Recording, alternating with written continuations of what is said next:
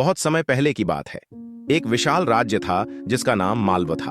वहां के राजा चंद्रवीर अपनी प्रजा की भलाई के लिए प्रसिद्ध थे। उनकी रानी वैदेही दयालु और प्रज्ञावान थीं। राज्य में सब कुछ ठीक था, लेकिन एक बड़ी समस्या थी। गांव वाले सपनों में जीते थे, पर उनके लिए कुछ करते नहीं थे। एक दिन राजा चंद्रवीर ने रानी वैदेही से कहा, हमारे राज्य में हर व्यक्ति बड़े सपने देखता है, लेकिन उन्हें पूरा करने की दिशा में कोई काम नहीं करता। गांव गरीब होते जा रहे हैं। मैं यह समझ नहीं पा रहा कि उन्हें इस जड़ता से कैसे बाहर लाऊं। रानी ने मुस्कुराते हुए कहा, महाराज, सपने देखना अच्छा है, पर सपनों को साकार करना उससे भी महत्वपूर्ण है। शायद हमें उन्हें यह सिखाना होगा कि सपने देखना केवल पहला कदम है। अगले दिन राजा ने घोषणा की, हम सभी गांव वालों को बुलावा भेज रहे हैं। हर गांव का एक प्रतिनिधि दरबार में आए और हमें अपने सबसे बड़े सपने के बारे में बताए। राज्य के हर गांव से लोग इकट्ठा हुए। कोई कहता, हमारे गांव में एक बड़ा तालाब बनना चाहिए।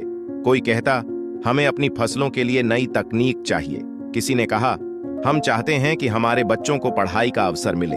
राजा ने हर किसी की बात ध्यान से सुनी और फिर कहा, आपके सपने बहुत अच्छे हैं, पर क्या आपने इन सपनों को साकार करने का कोई रास्ता सोचा है? गांव वालों ने सिर झुका लिया।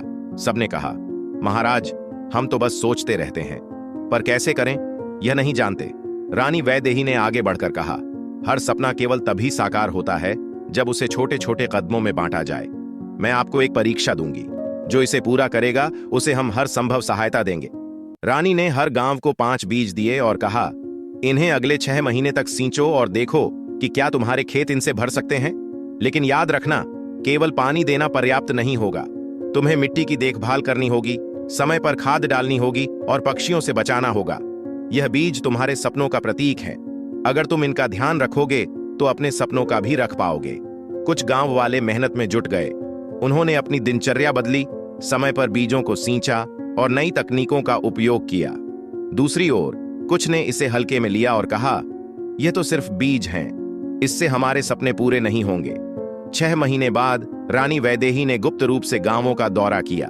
उन्होंने देखा कि जिन लोगों ने मेहनत की थी उनके खेत हरे भरे थे, लेकिन जहां आलस ने घर किया था वहां बंजर भूमि पड़ी थी। रानी ने सभी गांव वालों को दरबार में बुलाया।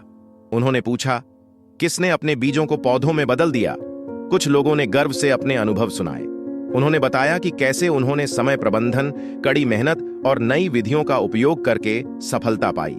दूसरी ओर कुछ लोग सिर झुकाए खड़े थे। उन्होंने कहा, हमने समय पर काम नहीं किया। हमें लगा कि यह आसान होगा, पर हमने प्रयास ही नहीं किया। रानी ने मुस्कुराते हुए कहा, यह बीज सिर्फ एक परीक्षा थे, यह साबित करने के लिए कि सपने साकार करने के लिए मेहनत और अनुशासन चाहिए। अब सोचो, यदि इन बीजों के लिए इतनी मेहनत करनी पड़ी तो बड़े सपनों के लिए कितनी योजना और धैर्य चाहिए। उन्होंने आगे कहा, हम उन गांवों को पुरस्कृत करेंगे जिन्होंने मेहनत की, और जो पीछे रह गए उन्हें सिखाने के लिए हर संभव सहायता देंगे। लेकिन याद रखना, सपना देखना आसान है, उसे साकार करना ही असली चुनौती है। अगले कुछ महीनों में पूरे राज्य में एक नई जागरूकता फैल गई। लोग अपने सपनों को छोटे छोटे लक्ष्यों में बांटने लगे। उन्होंने समय प्रबंधन सीखा और अनुशासन का पालन किया।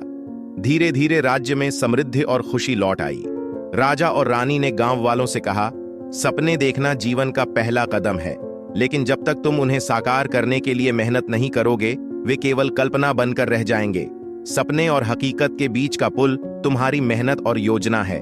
शिक्षा, सपने देखना महत्वपूर्ण है, लेकिन उन्हें साकार करने के लिए अनुशासन, समय प्रबंधन और कड़ी मेहनत आवश्यक है। सपने और हकीकत के बीच केवल एक कदम का फर्क है, कार्यवाही।